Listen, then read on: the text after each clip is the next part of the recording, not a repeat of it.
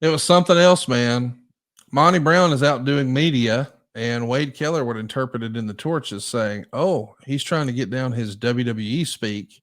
And there's a lot of talk about that sort of thing because in the Observer the following week it says the new snag is Abyss's contract has expired, and now WWE has expressed interest in him. Like with Chris Harris and James Storms, when their contract are coming due, a lot of guys in the locker room have told them he should go. He has potential there as a big guy who can move and work, but Abyss was not used at the January 4th tapings. Now, this is something that's been talked about a lot. I think a lot of people believed that Abyss would make the jump and probably have some sort of a feud or work a program with The Undertaker. I even recently saw someone say, hey, considering the role he has behind the scenes with WWE now, producing some of the biggest matches in WWE, he made the right call staying in TNA because he got to wear that jack of all trades hat and learned every aspect of the business. Maybe he wouldn't have been afforded that opportunity had he gone to WWE. What do you remember about his contract ending here in '04? And as we start '05, you don't have him on paper. Were you concerned that you were going to lose the big man here? Super concerned. And it goes on during this time. That's why maybe Terry Taylor wasn't here. Bob Ryder was, again, a man who wore a lot of hats. But Bob always had an issue on, he tried to serve two masters. The easiest thing was be good to the boys, but in the, be an office member. You can't serve both masters ultimately. Bob was very aware of everyone's contract situations and he let it lapse. And I remember going 2 + 2 here equals 4. It's pretty simple that, because his contract lacks with us actually not even really having the ability to sit down and negotiate. So I was very concerned, irritated as hell at Bob Ryder, but wasn't exactly sure how it was going to play out. And you have to remember that, Abyss was a guy that, yeah, he was on our first show, but he went to Puerto Rico. And when we came and got on board, he was figured in at the highest level from the day he returned from Puerto Rico. And man, when I tell you, it's hard for me to imagine in a lot of ways the success we had without Abyss, because look, if Abyss would have jumped right now and gone to WWE, there's no doubt he'd still be exactly where he's at today because he's a thinking man. He thinks about it. He processes it. He doesn't mind going back to the well. He doesn't mind taking input. He doesn't mind speaking up and saying, no, what about this? He's a team player. Coachable, teachable, smart, thinks it through, knows the difference between a big man match and a little guy match and different blends and X division and tag matches and main event matches versus everything you need in a producer / agent / coach, if you will. But during this time, I was frustrated that we were going to lose a guy that we had put so much stock in. I don't remember all the ins and outs. The thing that I remember the most was Bob, I don't believe, was particularly being honest with the hand that was feeding him. And it wasn't the first time. I wanted to ask you about, because you said even if he would have jumped, he would still be right where he is right now. If he would have jumped, do you think he would have made a bigger name for himself in wrestling? I mean, obviously, but having the WWE machine behind him, I'm just thinking about long term because a lot of wrestlers, and we both know many guys who make a full time living just on the autograph and appearance circuit. Like that's their only gig, and they sort of live a quiet, retired life. Maybe they have a few investments here or there, but the only motivation they have to leave the house is to just go pick up a little autograph appearance here or there. And those talents, by and large, were talents that were a part of the big primetime marketing machine of WWE. Do you think the real life Abyss would have made more money and perhaps had a bigger legacy amongst mainstream wrestling fans had he made the jump back then? Clearly, it all worked out, and he's doing great stuff right now.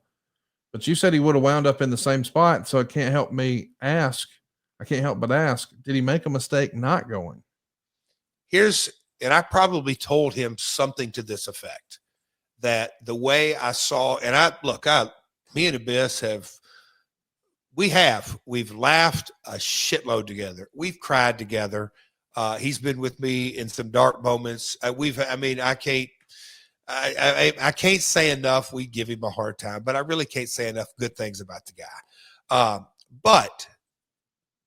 And I probably said it maybe not as blunt. Maybe I would have, but I would have said something to the effect, Abby, you're going to go have a run with Undertaker, and you're probably going to have a run with Kane.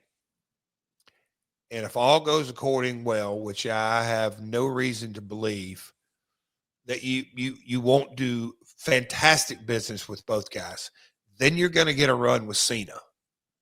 And then it's going to be over, because they're not replacing Taker, Kane. Cena is irreplaceable in his mark. They've got monsters there. And so I think you're going to have a rocket attached to you. I have no idea where you'll land after that. And so that's the gamble you're taking. The next 2 years are going to be a smashing success. I don't know where it goes from there. And I probably said better than that. And I probably would say that to this day, that it would be, what type of relationship could he have developed with Vince McMahon during this time frame? I think it would have come down specifically to that. He usually did. It's hard to say that it was the wrong decision to stay. I mean, it all worked out the way it was supposed to. And look, by the grace, I'm so glad that he did, because just kind of look at the building blocks. And I'm saying on both sides, but on TNA side, it was a monster win. You just a huge win for you guys, for sure. To keep a talent like that, I know people recognized it at the time, but with the benefit of hindsight, Abyss has got to be on the Mount Rushmore TNA. It's not even close. Yeah. Homegrown, and look at the amount of main events. Yes. Yeah. I mean, he could work with literally anybody. Raven, AJ Styles, anybody in between. Yeah.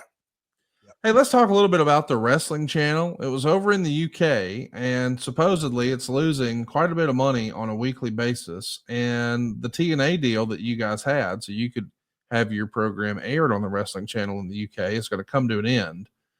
We haven't spent a lot of time talking about that. I wanted to ask about your experience dealing with, I think his name is Sean Herbert, and if you can tell us whether or not you remember them being behind and paying TNA. I don't remember all the payment, because just about, especially in the early days, everybody was behind. It's how the international cash flow worked. The bigger the company, the tighter the timeline. It was just the nature of it. A little fun fact, and online, if you're listening to this out there, a friend listening to this, especially in the pond, how many people were introduced to TNA through the wrestling channel?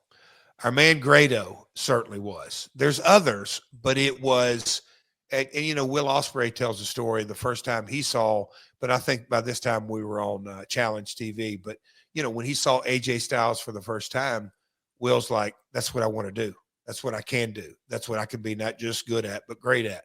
And just kind of those little aha moments that, look, as the little engine that TNA was during these years, us getting on the wrestling channel and just beginning to build that brand is something that, there's a lot of what ifs that we have talked about on here. But, our first couple of tours of UK, we knew beyond a shadow of a doubt that TNA could be a very special brand in the United Kingdom. And it all started with the wrestling channel.